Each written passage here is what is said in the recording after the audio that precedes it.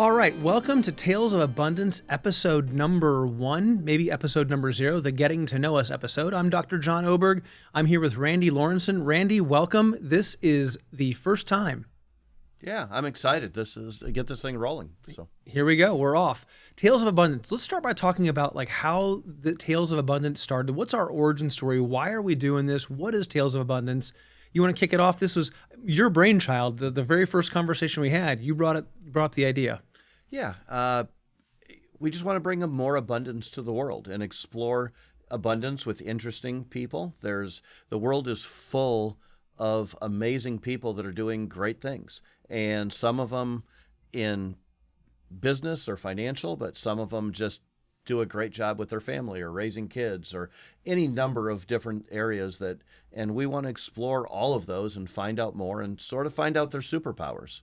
And, the other thing, John, we've known each other a long time, and part of it is I feel like you have a lot of knowledge and wisdom that I can help bring to the world and share with our listeners. Yeah, I really appreciate that, and super excited to bring really diverse points of view. I think you and I agree on lots of things, maybe even most things, but we also have a lot of perspectives where we take radically different approaches. Sometimes we get to the same endpoint, sometimes we have very different endpoints, but I love the discourse and that we can, radically disagree about something, but I still really respect your opinion, even especially when it's different than mine.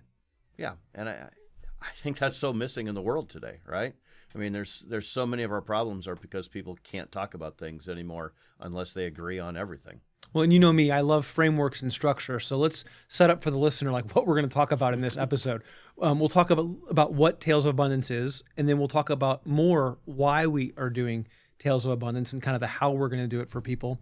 And then we'll talk briefly about your background and my background. We'll have other episodes people can access if they want to get deep into our history and how we came to be here. Then we're going to talk about some of the key frameworks that you and I have been talking about the last 15 or so years, maybe more. I don't want to date us. I think it's at least 15 years. And then I think from there, we'll kind of wrap up the episode and talk about just how we plan to give listeners access to the information and the stories they need to achieve their wildest dreams, their abundant dreams, and whether that's measured financially or in terms of time or energy, however they want to measure it. I think we're agnostic to that. We really just want people to gain more of what they want. And by publicly sharing all this information, we'll talk about the different ways we're going to do that. Does that sound good? That sounds great. Great. And so, Tales of Abundance is a podcast. Clearly, we're doing that right now. What else have we talked about bringing to the listener to make it better for them? Just tools, articles, websites, blogs, anything, really a community, right? And this is something you and I have talked about. I know you've championed for as long as I've known you, is building community. And it's building a community of like-minded people. Not everybody, as you just said, is going to have the same goals, the same dreams, the same aspirations, but a community of people that want abundance either in their lives or, better yet, want to help spread it to the rest of the world. Yeah, and I think there's a lot of stories that need to be shared about that. And gosh, I think the world could use more positive stories, more positive just views on what's happening in the world. And you talked about tools. And so tell me more about the tools you found to be effective that we could bring to the listeners over time. Wow. It's a big list, right? I mean, sometimes it's just reading the right book or listening to the right podcast. I myself listen to a ton of podcasts and absorb a lot of content, sometimes maybe almost too much. But it also could be some of the things you're really good at as far as it's a framework, right? And I know in running my business, areas that you've helped me are just setting really clear, concise core values. Or, for other people, it might be a goal-setting exercise. It could be just figuring out who to hire or how to manage that person. I mean, there's really an endless list, but that also leaks over into friendships, family, having fun, all those areas as well. You're referring to the 5 F's that I often talk about, which is, looking at a problem. Sometimes you have to start solving that problem from the beginning, but in most cases, somebody has solved some similar problem at some point in history before. And so if you can look at that problem from different angles, and the angles that I talk about are fitness, which include not just your body, but also your intellectual mind and then your spiritual being too.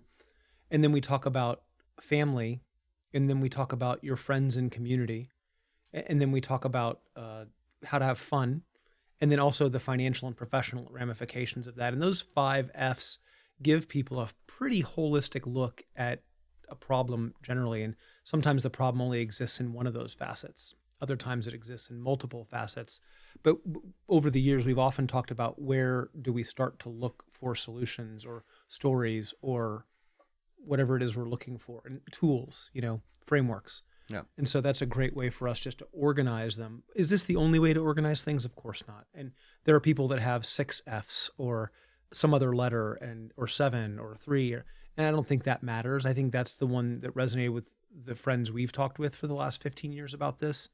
And the listener probably should know that you and I get together once a month for several hours, including a dinner and deep conversation about life. And life means all of these different facets. And this group of people that we get together with, nothing is off the table.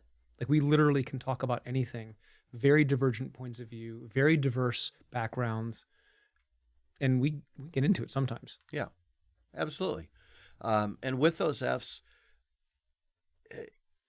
different seasons in my life, I know different things have been more important, right? And for me, the big challenge a lot of times is just how to balance them. Right. As we focus more on, a business or financial, sometimes friends get left aside. Or if we focus more on friends, the fitness gets left aside. That's right. And that, for me, that's one of the challenges, is how to keep those 5 in balance is an ongoing struggle. Or even how to go out of balance intentionally. Like when a newborn baby comes, you go out of balance for a period of time for parents, and that's just a normal thing. And so we'll get into all of that during these conversations. We're going to have a couple of different formats on the podcast that you and I have talked about, and we really arm wrestled with this one for a while. And both you and I love podcasts. Both Right. you and I love reading. And so I think there's a lot of inclination for you and I to do what's already been done. But as we talked about it, we talked about something we don't see as often, which is the deep dive. Yeah. That's probably what I'm most excited about, because on a lot of podcasts, you listen to somebody and they're on for 30 minutes or an hour, and you're like, wow, that was good. And you get, I at least tend to get a couple of nuggets. I think, oh, this is something I can apply to my life or my business or my family. But I feel like I don't always get all the tools I need to implement it. Yeah. And it leaves me having to figure it out, do more research. So I think being able to sit down with interesting people and find out what their superpowers are and really dig into what they're excellent at and go deep will give listeners, and I know just for me selfishly, will give me a lot more insight into not only what they're doing, but how they're doing it and how to execute it. So I think that's going to be really invaluable. Well, you know me, I'm going to ask about the hard parts of doing it too, right? Sometimes people give you all of the 5 things they want to talk about where they're an expert, but they forget to tell you that it took, 10 years of this or 2 years of that, or the really hard thing they do on Friday mornings or whatever it might be. And so my interest is in really diving into all of it. Right. And you only get to do that in a deep dive. Right. 45 minutes doesn't really let you get all the way there sometimes. And so I don't think all of our guests are going to be willing to give us that type of time, but there are a handful we think that could really go deep with us. Yeah. And so that's what we're excited about. And I think most people, whatever they're working on or wherever they are today, whatever season, all of that life experience and all the teachers and all the mentors and all the mistakes they've made and all the victories have led them to where they are. That, along with just how they were raised and their belief systems. And, I know if I look at my life, and I'm sure it's the same with you, all of those things have built on top of each other, both good and bad, to get us to the place where we are right now. So I think, is this a good time for us to transition into just a short background? I know we're going to get into a deeper episode about each one of us and good, bad, ugly. We'll talk about all of it. But maybe we should talk a little about, Randy Lorensen, like how you got here, because there are some parts of your story that aren't obvious to people and that are super interesting. And there are parts of your story that, even though I've known you for 15 years, I still love hearing the stories. And sometimes I've heard the story more than once. Sometimes I get a new story out of you too, which is great. But it's so much more than just business for you. Like you have an amazing ability to take vast amounts of information and synthesize it and come up with a point of view. You have an amazing way of looking at statistical risk, which I know people are going to want to hear more about that for sure. Give us the quick Randy Lorensen bio. Like, give us the quick background. I grew up in central Minnesota on a farm. Parents were divorced when I was 7. Had really great parents. Not perfect. Nobody's perfect, but I had a pretty happy, generally, childhood. Was good at school, but bored at school. Wasn't really challenging and kind of didn't see the point. So sort of breezed through that. Was very into sports and athletics. Went to college, started a business while I was in college and left after 3 years. And went from being an engineering major to working in the sales industry, despite having no sales ability, no natural ability at least, and really didn't even have an interest. But the way I'm wired, I saw other people that were doing it, and I'm competitive, and I thought, well, if they can do it, I can do it. And I just worked and got better and got better and got better until I became good at it. Yeah, so two things to underline. Hyper competitive, not competitive, but actually hyper competitive. And when it comes to work ethic, growing up on a farm in the Midwest, like I would say your work ethic, very few people I know have the type of work ethic that you and I are around regularly. Yeah, I mean, when I opened an office there, what was it? 16 months after I started, I think I opened my first office. It was in St. Cloud, Minnesota.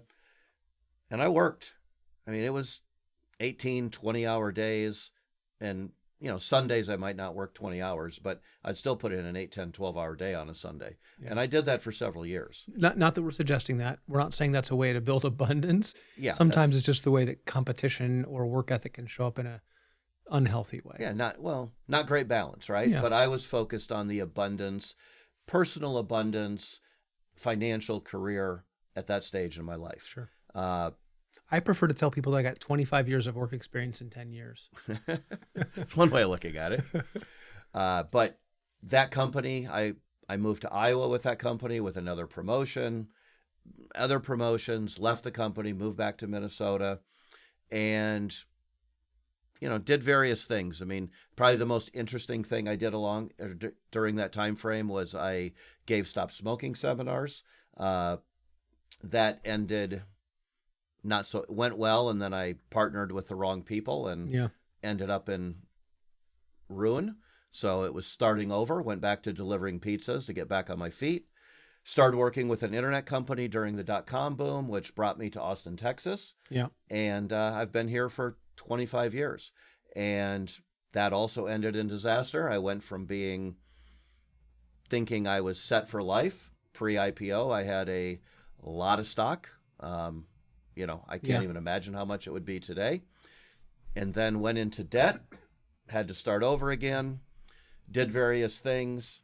That eventually turned into a professional poker player, almost by accident. One of my favorite headlines about you is just the interesting stories that come out of playing professional poker. We'll get into those for sure. Yeah.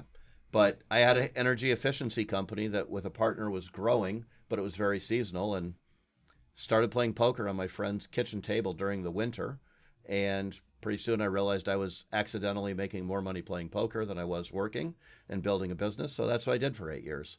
And then I stumbled into the cabinet business as I decided I wanted to be a contributing member of society again, and figured I would do it for a year or two while I figured out what I wanted to do with the rest of my life. Found out I liked it, and now we have 35 locations and growing across the country. Yeah. And have a wonderful wife and Julie, 2 great kids, who came into my life and really, have added abundance on the family end and there. Love to travel, but we can dig all, Yeah, we'll get into all that. And I've had the privilege to watch you along the way and see a lot of those things happen. It's been such a great privilege to be along for the ride to kind of watch those things as you grow and evolve. And you've seen me grow and evolve too. And so I think it'll be a fun thing for us to kind of get deeper and deeper into that when we talk on the Randy Lorensen episode, much more about Randy. Maybe we'll go into I always talk about the decades of our lives. Like maybe we'll talk more about that, but that'd be great. I'm getting your superpowers.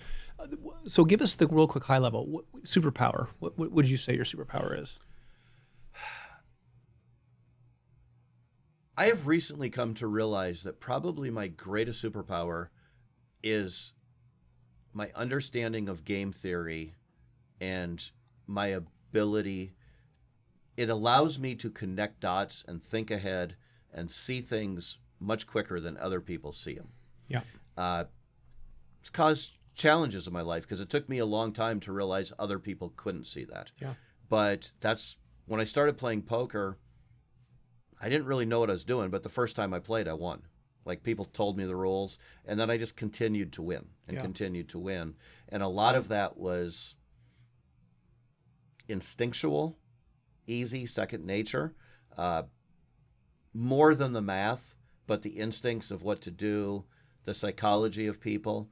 But that has helped me to see what's coming. Now, the downside to that, I have had a history of being too early to a lot of things. Mm-hmm. Again, I was in the .com, the boom, but then also the bust, and even the energy efficiency business. I was in the energy efficiency business before that was really a thing. And there have been numerous things where I was really too early to them. And I've some of that with your help and other acquaintances of ours' help. I've learned to temper that a little bit, but that's still always a challenge to me as I see things and they're super obvious to me, and it just takes other people longer to get there. I think one of the things that just now hit me was that, we see things differently, and people talk about finite games and infinite games. Finite games, you're applying game theory. Infinite games, you're applying other rubrics. And I tend to see the world in terms of infinite games, and you tend to see the world first through a finite games perspective. And so now I just recognize this is how we come at things differently so often, and there's a lot more I could learn about game theory from you as we go. So I think that's one of the things I just picked up today is as we go along this podcast, I'm going to be really mindful about learning more about game theory and how to apply that in the right situations without limiting options when an infinite game might work well too. So that's really great. The other thing that I probably should say is that the thread throughout all of that is I have always been in search of freedom and sovereignty. Yeah. Sovereignty more than freedom, but most people comprehend freedom better. So say more about sovereignty for people that don't know what that word means the way you think about it. So it's going to depend on the situation, but being self-sovereign, being able to make your own decisions, not being a burden to others, and that could just be financial, it could be emotional. I'm sure we'll get into at some point my opinions of government intervention. I am not such a fan of them telling me what to do and putting roadblocks in the way. And, I want not only myself, but the world to be free to pursue whatever their dreams are without having all the roadblocks and all the hurdles there. And so early in my career, it was a lot of that was a search of financial freedom and being, having the resources to do what I wanted to do when I wanted to do it. And then what I really found out throughout my sales career is I got much more excited about other people's success. And I would be much more motivated to work on helping other people succeed, which as a sales manager worked great or as an office manager, helping them hit their goals, helped me hit my goals. Yep. But so helping them hit whatever goals they wanted to hit helped me hit my own. And that has really been a thread through much of my career. And it's a lot of why this podcast excites me. I think it even goes a step past that. I've watched you do things where you got no benefit whatsoever to help somebody else out regularly, or in some cases, detriment to you to help somebody else out. And you're fine with that. Like you're very unattached to the what's in it for Randy, which is unusual in this world, but I think that's another one of your real strengths is that you genuinely want to help other people, even when it's not good for you. And I've seen you do that consistently now for, more than 15 years, and it's great to watch. Yeah, I guess I'm fortunate that money doesn't drive me the way it does a lot of people. Yeah. I certainly, want financial abundance and want the freedom that it brings, but I also just have faith that everything's always going to work out. I'm going to end up on my feet, and whatever comes, we'll deal with it. Now, along with that, though, you've also recognized some of the things you've got to mitigate for yourself as we go through life professionally, personally. I'll let you talk about that. Tell me more. Some of the weaknesses you've identified in yourself that you want to be aware of. Oh yeah, one of them, as I've grown older, I've certainly become less patient, and one of the things you've really helped me with is seeing some of the things that I assumed other people think the way I think, and that because I could connect those dots, and I sometimes am having a conversation after I've connected 3 or 4 or 12 dots, and they haven't connected the first dot to the second dot yet. And it took me a while to realize that was what was happening. You process information incredibly quickly compared to most people. Yeah. And so that's a blessing and a curse, right? The other thing is I like new stuff. I like technology. If a new technology comes along, there's a good chance I will be one of the first people to jump in or be an early adopter, which many times has served me well. Certainly Bitcoin is something that had served me well. There have been other times where that is an area where I've been too early. And sometimes being too early is worse than being late to the game. But from a business standpoint, I've learned not to chase all the shiny things, but it really takes a lot of effort for me not to break what's working and try and fix it and make it better and go keep adding stuff and jumping around. I think you also have a good command of the details in some areas. You don't love the details, you don't want to get into them, and sometimes you let go of them a little early, but you've got a good command of the details because you process information so quickly. I love to figure out the details. Yeah. So if it's a new program, I like to dig in and figure it out, and that includes the details. Yeah. And execute it and then teach other people. But if I have to do all those details for years upon years, it's going to drive me insane. Yeah, we've talked about that. You and I both like building the train tracks and getting the trains rolling and training other people how to use the trains. We don't love running the trains on time once the tracks are laid, and that's something we prefer other people to do. And and I don't think you and I are best suited for that.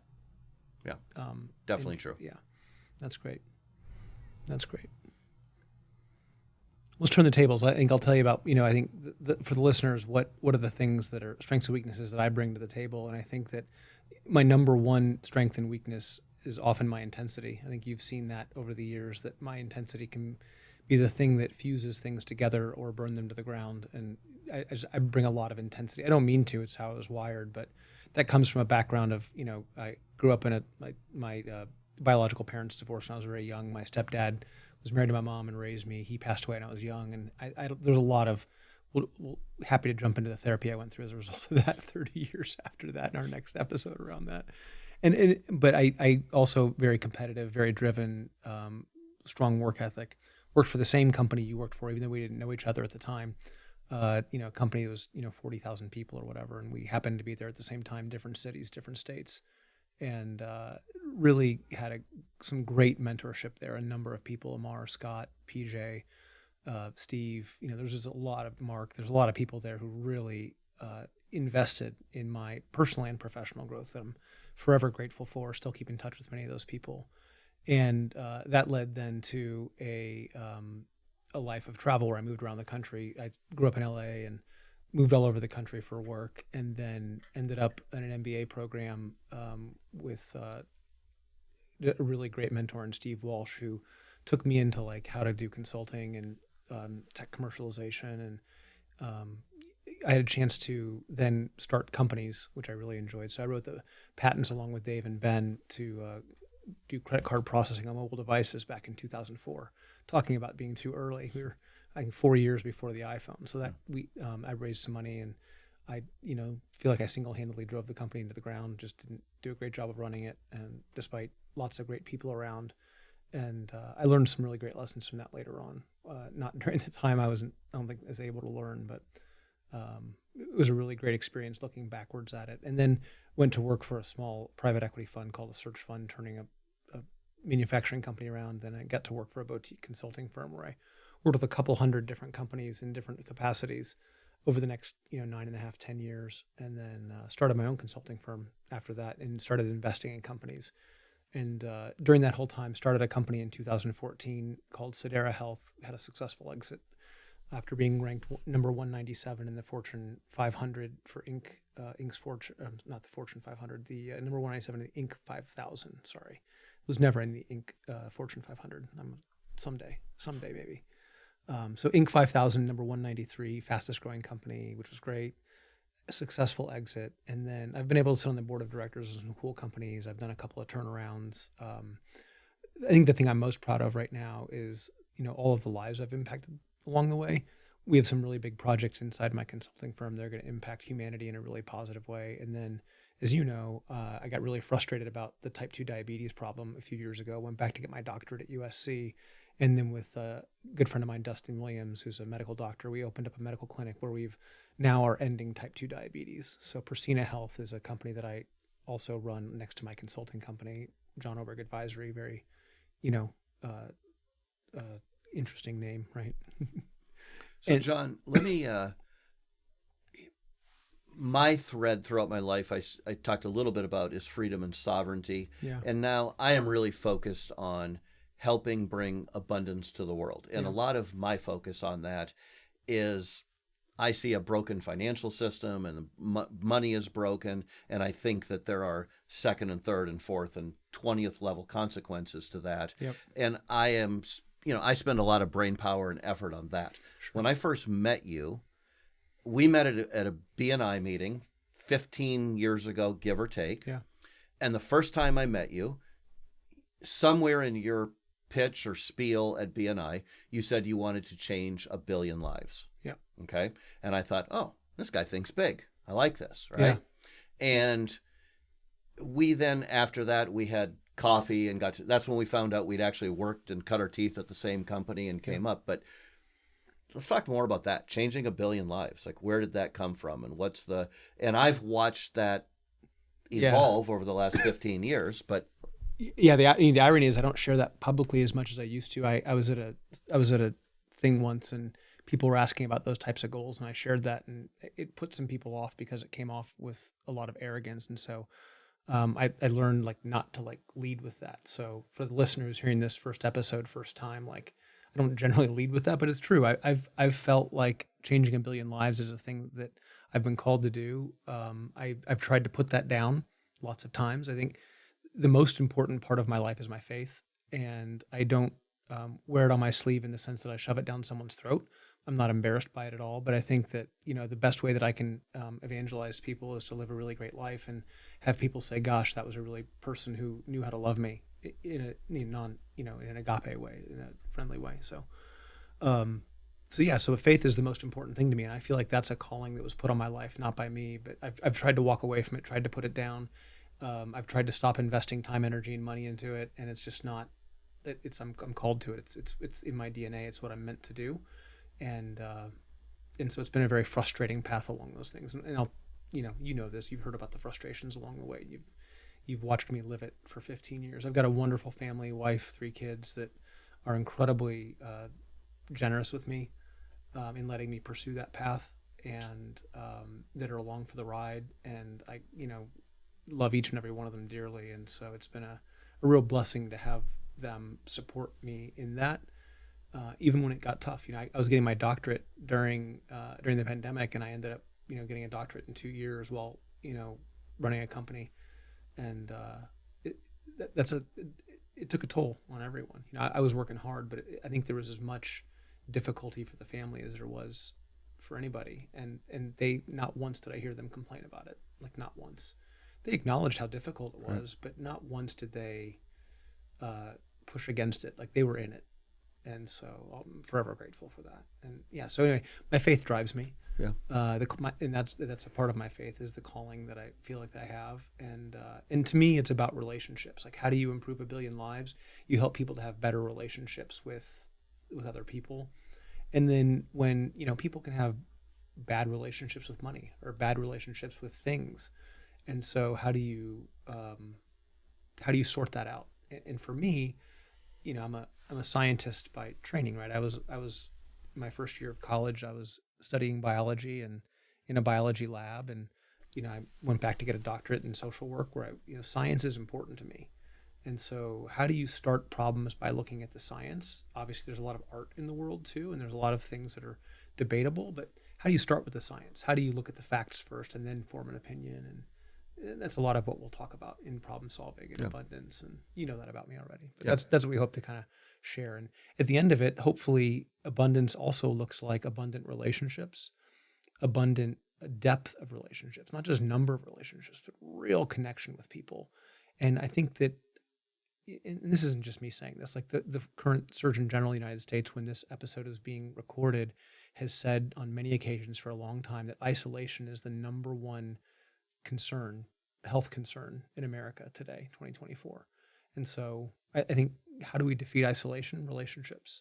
We've done that in a group that we've talked about for 15 years. I think we've got lots of other ways that people can do things to improve relationships. So as we go through this abundance, one of the things I'm focused on is not just, abundance of spiritual growth, but also abundance of relationship and abundance of love and not just in romantic love kind of way, but other kinds of love. And so I don't use those words very often. You probably haven't heard me use those words very often in 15 years because I think you act it. You don't talk about it so much. And so as listeners reach out to us, they'll tell me if I'm doing a good job or not. I'm sure they'll be critical when I'm not. Right.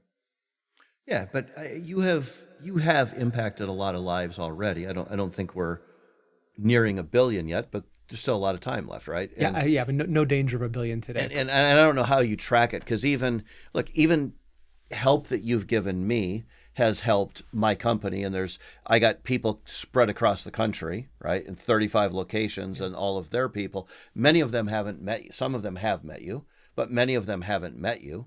But you have had an impact on people, even second and third level. I appreciate it. And by the way, I don't feel like I need to talk to 1 billion people myself. Like, right. I feel like if I can influence the influencers in this way, like, that's good enough for me. Right. And so I count those people. And in a future episode, we'll go into deep with Priscina, right? Yeah. And I think there's a lot of really exciting things happening there that we'll go into, that I think can put a big dent in that. Yeah, and hopefully this podcast is a big part of it as well. Ending diabetes, I think that's a big deal.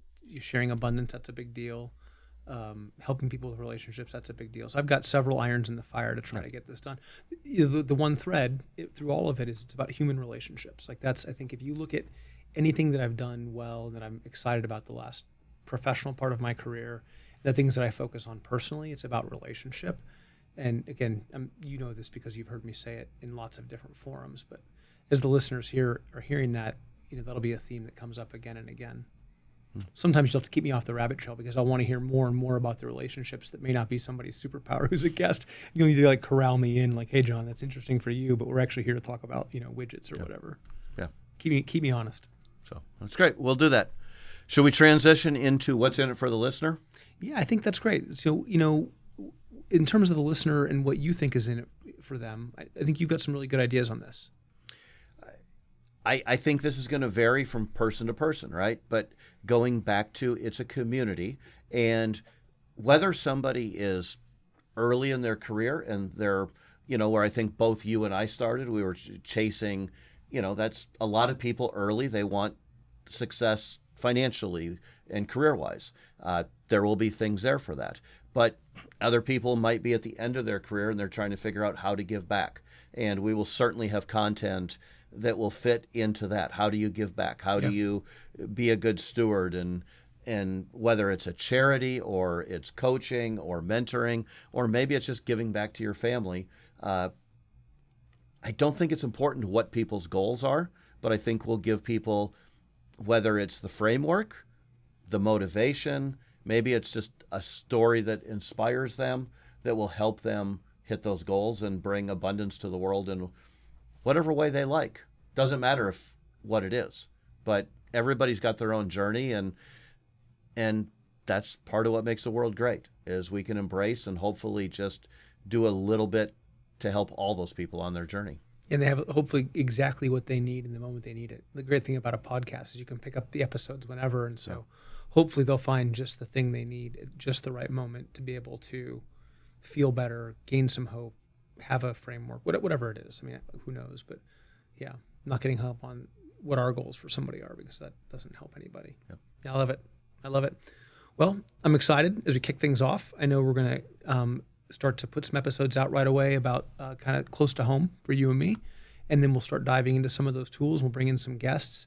And I think we might even have a few episodes of an old podcast that I did that come over where we have some stories that are stories of abundance that we're going to try to bring into this podcast, different brand for that podcast. But we're going to kind of roll them into this just as a way of sharing stories. I know that as I went through a couple of dark times in my life, I loved hearing stories of hope and stories of redemption.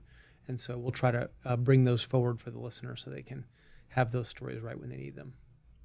Sounds great. All right, episode 1, here we are. Thanks for being here. Appreciate you tuning in, and look forward to the next episodes from Tales of Abundance.